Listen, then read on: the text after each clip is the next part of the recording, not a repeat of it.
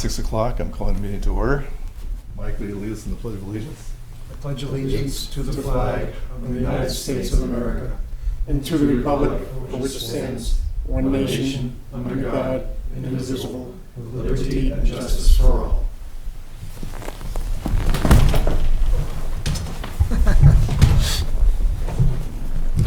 You're sliding around too well now. Yeah, what did they do? It's the little rubber bumpers have been removed. Oh. Now you're good to go.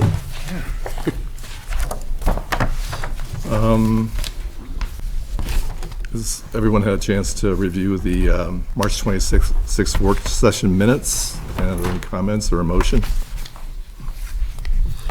Make a motion, we accept the minutes as written. Second. All those in favor? Aye. Aye. And what about the March 26th regular meeting minutes? So move to accept those as written. Second. All those in favor? Aye. Aye. Aye. All right, motion's passed. Announcements. The Select Board will meet on the following dates. We'll have regular meetings on Monday, April 23rd and May 14th, 2018 at 6 p.m. Work sessions prior to the regular meeting will start at 5 p.m. And we have a tentative work session on Monday, April 30th, if needed, and that'll be at 5 p.m. Road bans for the town of Plymouth will be in effect from March 1st through May 1st, 2018. A list of roads can be located at the town hall on the town's website. All of the above meetings will be held in the town hall unless otherwise posted.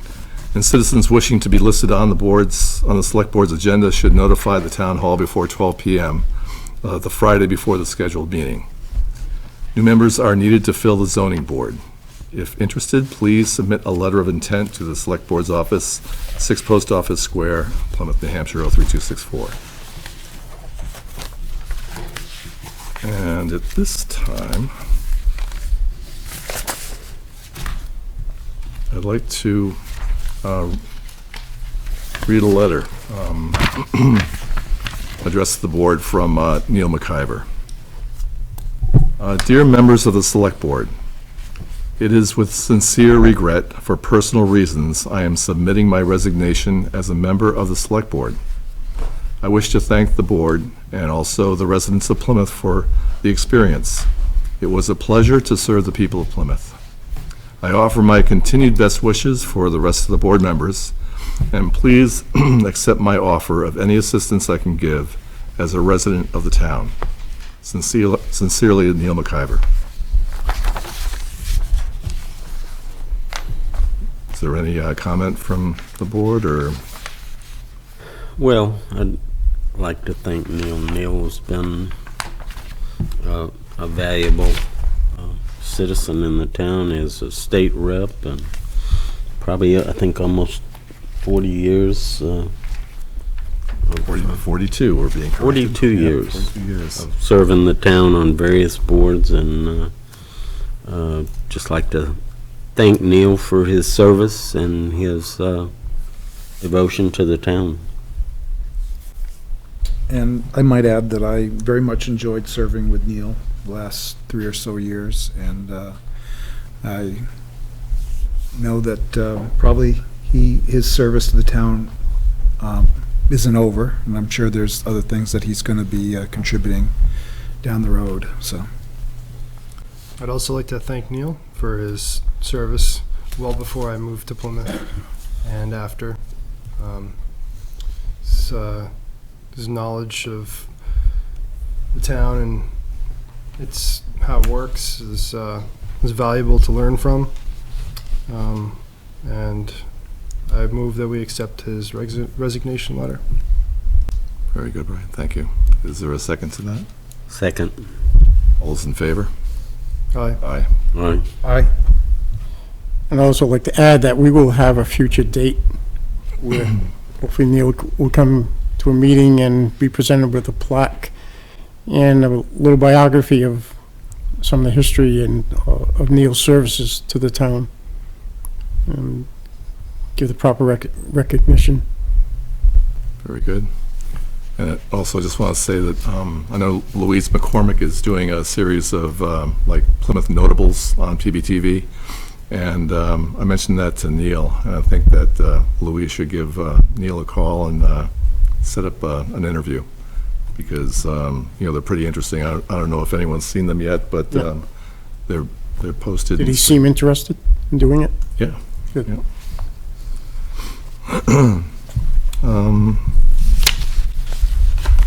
Very good. Okay, so we have a letter from Jack Scarborough. And Jack is saying, "Dear Select Board members, I am willing to request appointment as a member of the the Plymouth Plymouth Zoning Board of Adjustments. Currently, I'm on and have served on the planning board over the course of several years. There is no personal conflict of interest between service on these two boards, and should any occur, I will recuse. Thank you for consideration. Sincerely, Jack Scarborough." Is there a motion to, I make a motion that we accept Jack's, that we appoint Jack to serve on the Plymouth Zoning Board as an alternate member. I would second that. all those in favor, say aye. Aye. Aye. Aye. Aye. All those opposed? Well, Jack, you're popular in the town. Just stay, okay.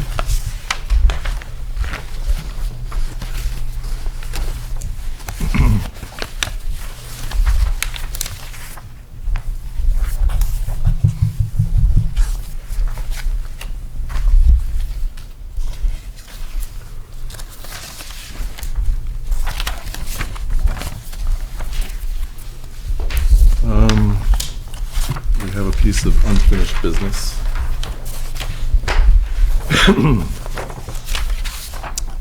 We did join in a letter, actually we sent a letter on our own to President Birx regarding the collections of the D&M building.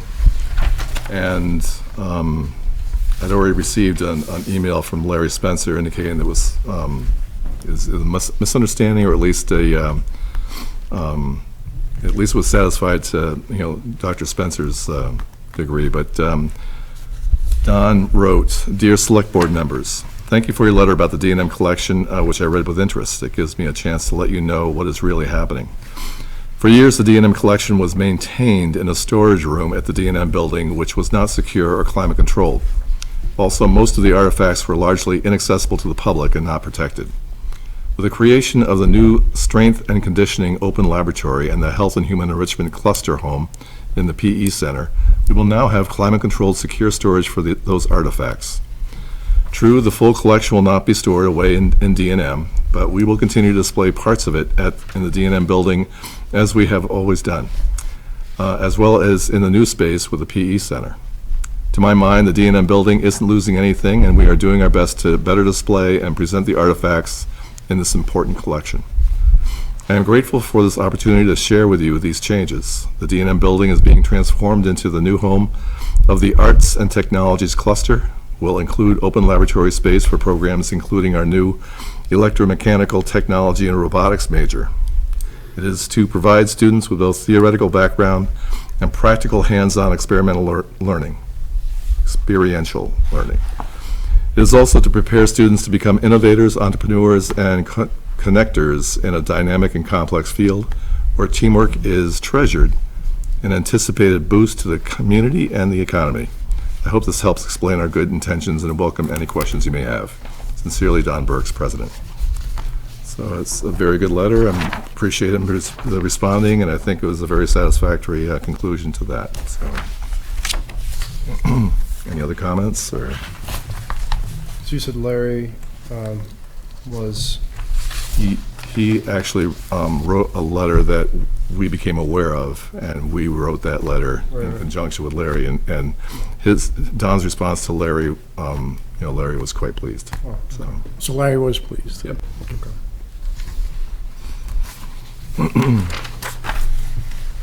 Okay, any committee reports? I have none. There's a Parks and Rec Commission meeting coming up Wednesday at 5:30.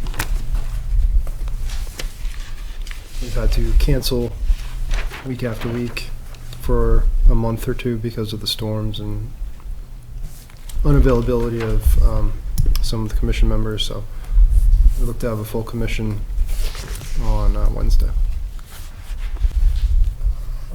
Very good. I attended March 28th, the marketing committee meeting for the chamber, where they were doing the review of the progress they've made on the new website. On April 3rd, I attended the Plymouth School Board meeting for the middle school. It's their beginning of their new year. Mike Bullock was voted in as chair and Frank Valente vice chair. Do you want to know about some of the things that they talked about? Sure. Okay. Let's see. First grade went to the Mumfords to see the maple syrup operation. Third grade went to the Science Center to release birds, I believe. They talked about the success of having the art around the community in conjunction with PSU, which I don't know if any of you saw any of the artwork in some of the buildings around town a couple of weeks ago. They're looking to get a grant for the greenhouse. And they're looking to, they got a grant from New Hampshire Electric New Hampshire Electric Company? Co-op, you're right. For $5,000, and they're looking to match that in order to get that $5,000 For the greenhouse. for the greenhouse. That's Mr. G's memorial. Yep. Spring sports started last Monday, week ago on the 2nd. The faculty had training with Officer Diamond and Hutchins and LaFave for where they talked about the ad training. And they are 9 days, they're out 9 days this year so far. Hopefully it's not going to be any more. And it looks like they're going into the 3rd week of June, and they don't know the last day of school yet. Could be what, July or August? Thanks. I chaired a PRLAC meeting since last select board meeting, and we reviewed a couple of applications that were submitted for PRLAC's review, and these are projects that go on in the Pemigewasset corridor. And it's within a quarter mile each side of the Pemigewasset River. And one of the applications that we reviewed was an Owl's Nest expansion. And they're going to put more residents in, a couple of roads, small retainment pond. So we had the chance of looking into the application and making comments. We also had a very interesting guest speaker, Rebecca Hansen. And she's not only the chair of our planning board, but she's also the director of conservation at the Squam Lakes Association. And Rebecca had recently completed her master's, and her thesis was modeling aquatic systems to predict emerging pollutants. And the models that she examined would be useful to help the Squam Lakes Association build an aquifer management plan, but it could also be used for applied to the Pemi River, since the Squam Lakes does empty into the Pemi, and we as well might be able to apply those modeling systems to the Pemi watershed. We also had a planning board work session last Thursday. Steve Whitman attended along with several of his students who have been putting together the master plan data book chapters. Since Thursday, several of us board members and alternates have been editing the chapters, and we've resubmitted those to other members to also re-review. And this is several hundred or a couple hundred pages that we're editing. And then Steve will then dole those out to his students for final drafting. As far as the water and sewer district, at our last meeting, I read an email from Vanessa Talasizan regarding the delay of water and sewer permits for the Harbor Homes project. This project was originally known as Soldier On and will ultimately house homeless veterans at the new residence facility at Boulder Point. I discussed this further with the Water and Sewer Board when I attended their meeting the next evening. And I was informed that Operations Manager Randall had not received the plans to review and denied any delay. Additionally, Alex Ray, being a proponent of the project, met with Mr. Randall and the board chair, and Alex was made to understand that Water and Sewer District still had not received the water and sewer estimate demands. So Water and Sewer would work with Vanessa as long as she could get the plans in time for the April meeting. And there was a meeting scheduled for tomorrow. That's been canceled, but there is another April meeting, April 24th, and hopefully it'll be on that agenda. And that's pretty much it. Yes. I also have a committee report. Today, Brian Murphy and myself attended water and sewer meeting at the district, and Chairman Chris Wood is here tonight. I'm gonna ask Chris to fill in anything that I might have left out, and there's a confusion, fiscal years versus calendar years versus states years are three different animals. Well, it was an informative meeting. It was with Jason Randall and Marilise O'Connor and a few business people from Main Street. Some great news is, looks like we almost don't have to remove any concrete slabs from Main Street, where a few years ago, if you remember, Bill, we were at the meeting where the state was going to make us remove all the concrete slabs, which was going to be an incredible shutdown of Main Street and an incredible cost. But it looks like most of the work's going to be outside of where the slabs are located, edge of pavement. The slabs only run down the middle of the street, about 20 to 24 feet wide. We talked about possibilities of night construction and how much of Main Street would be tied up as the trench box is going to be moving. And so it's really only going to be bottleneck where you have your trench box, the excavator, and probably a dump truck. And we'll continue to maintain traffic both ways. But in that particular area, and I don't know exactly how long that would be, 100 feet or so, it would be one lane of traffic. And I guess we'd have to have some kind of traffic control to let traffic proceed. And in that one section only, that's where we wouldn't have any parking, because we would need the parking area for traffic to be able to go back and forth.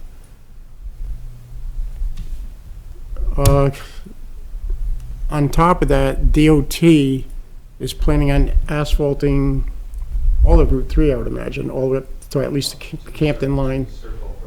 Right. And that would be, that, I believe, looking at their schedule, we're talking about next fall. And I believe that's, would be the scheduling, not this construction season for water and sewer, next construction season, which would be next summer, Chris, for you? Correct, yeah. So not this summer, but next summer is when the main water mains would start to be replaced. And it looks like 90% of the project now is water. There are some places, like down by Ladders and the bank, where there's a short section of sewer that has to be replaced. Again, not upsetting the concrete. And the only time that we're going to upset the concrete is when water and sewer has to cut across the road, and then they will replace the concrete with concrete. Wow. So we don't have to replace the whole slab, just the part that got trenched. Chris, you have anything? Oh, just the minor addition that the hope is that horizontal boring will diminish or perhaps eliminate the need for any concrete cuts. There's not entirely clear at the moment what the status of that would be. So you would go under the concrete? Yes. Well, it's another machine that would be out there that would bore under the concrete. Wasn't that, I mean, didn't it become a non-issue with Northern Pass that they would just like cut through the concrete? Will they ultimately want to repair the concrete after they're done, or? Northern Pass, their alignment would be to run, would have been to run down the center of the street so that they had the necessary Right. separation from our lines. But- At least they were asking for. I thought they not got having permission to from the Well, they state. Be got- able to trench, but, They had gotten permission from the state to saw cut, unlike right, what you didn't get permission for. right. And Jason and I, for a year, tried to get that permission to just saw cut the concrete, but Right. Northern Pass then came along a year later and was able to get permission to just trench it down the middle of Main Street without having to replace the slabs. So I think Water and Sewer would have had a good argument this time around, but like Chris is saying, it's looking like there might not be any need to touch the concrete. Good. Which, in Sure. plain language, is going to cut down the length of the, impact of the project quite a bit. Right.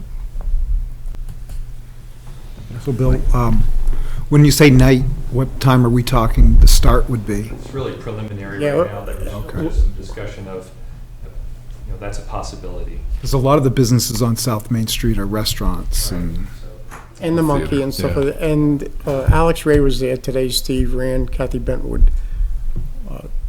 It was just a preliminary meeting. I know we discussed today how we're gonna get this out to the public. We have learned that there is actually too soon to get information out to the public, and then it's too late to get information out. But we haven't had that discussion. I'm also gonna ask you to pick a member from the board to attend these meetings going forward. They're gonna be important meetings, but we wanna start getting information out to the public that at least by next summer, there will be a partial shutdown of Main Street where there's at least a bottleneck. So there's gonna be some inconvenience. And there'll be an ongoing losing of some parking spaces as they're going down Main Street. And I'm pretty sure we're gonna start down on South Main Street and work north. correct, yes. Does anybody have a burning desire to be on that, or? What days are those meetings? Well, it's still a bit early. We're only at about 50% of engineering design. I think we're looking at going out to bid this fall. I think we're probably we're into next year before we're going to. Okay. Before we have the regular meetings and, Regular meetings, right, as far as planning and getting the word out. yeah, I'd be willing to do that. Well, I think we can chill for a while then, I guess, right? So, we'll keep you in mind next year. All right. I just didn't want it to happen on what happened today, because we couldn't have a selectman attend today because you didn't really Right. pick one. So I'm still gonna Okay. ask them to pick somebody, Chris, just in case you have something come up between now and then. Yeah, I think you You'll might be able have to have a selectman additional meetings like you had today. additional than our regular rep that goes, which is Brian and yourself. Yeah, so John volunteered to be on that, so. We'll definitely let you all know when those come up. Okay. Thank you. I'm gonna need to have you vote on having John to be able Okay. to make some decisions Is there on a behalf of motion? the board. Is there a motion to put John on that subset of water and sewer, evaluation, road maintenance, whatever? Can John be on that committee to represent the board? I'd move to have John represent the board. a second. All those in favor? Aye. Aye. Aye. Hey. Thank you, John. That's all I have. Okay. Are there any comments from the public? No comments. If I may just briefly address Harbor Homes, there's a reasonable concern that the pump station up on, by Walmart may or may not have the capacity needed for that project. Thus, the need for all of the engineering design work to be submitted to us as part of the application. I want to make that clear. We're not, we need all of that information to be able to review, make sure that that pump station is up to spec. But if you probably kind of anticipate there's going to be additional, projects up there, at least that's the desire of the owner. Right.